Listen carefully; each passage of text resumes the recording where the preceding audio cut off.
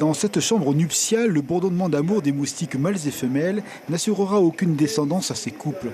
En produisant des mâles stériles en grande quantité, c'est la reconquête de terrains infectés qui devient tout à fait possible. Les meilleurs chercheurs de la question sont à Tahiti. Le laboratoire Malardé est un lieu d'excellence. Ce spécialiste brésilien apprécie le potentiel de recherche de l'Institut. Je suis confident qu'il peut faire un bel travail ici. Le combat contre le moustique est lancé mondialement. Les grandes institutions internationales financent un projet pilote à l'Institut Malardé, car le moustique, c'est une menace pour la santé publique, notamment dans les pays les plus fragiles. Chaque année, il y a une augmentation exponentielle et toutes les autres méthodes de contrôle traditionnel basées sur les insecticides, l'élimination des gîtes ne sont pas très efficaces. Donc on a besoin de méthodes innovantes pour lutter contre ces moustiques. Autour du monde, le moustique est un problème majeur de salubrité publique.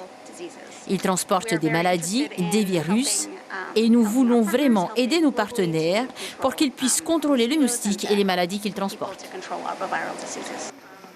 Tahiti va être le centre d'attention de la recherche mondiale. Réguler la démographie des moustiques, la recette est désormais connue. Mais l'OMS veut aller plus loin. Pendant 2 ans, une recherche appliquée sera conduite dans toute la Polynésie.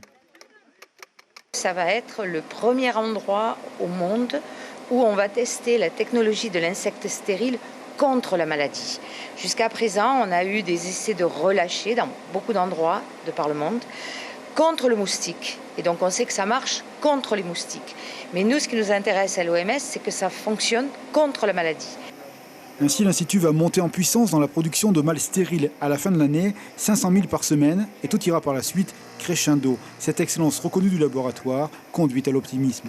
Dans le contexte des îles, il y a la promesse potentielle d'arriver à cette élimination des populations de moustiques, qui, rappelons-le, sont des moustiques qui ont été introduites accidentellement, notamment l'Aedes aegypti, un des vecteurs qui est la source de la transmission de la dengue, du Zika, du chikungunya dans les zones habitées, à Papeete, à Paia et dans toutes les communes de la Polynésie française. C'est l'une des sources d'exposition aux piqûres de moustiques et de transmission de maladies.